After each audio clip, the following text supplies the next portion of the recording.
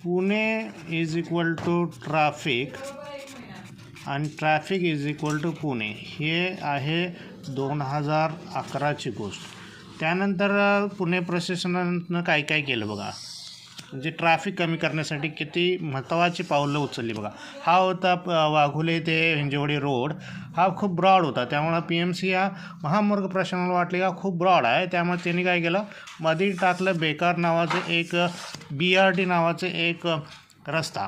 त्यानंतर त्यांना वाटलं की अजूनही खूप जागा आहे, त्यामुळे त्यांनी काय केलं, एक सायकल मार्ग म्हणून एक कडेला सायकल मार्ग टाकला. सायकल मार्ग टाकून सुद्धा त्यांना वाटलं की अजून आपले सिनियर सिटीजन चालणार कुठून, म्हणून त्यांनी काय केलं, कडेला येथे सिनियर सिटीजनना चालण्यासाठी फुटपाथ ठेवली.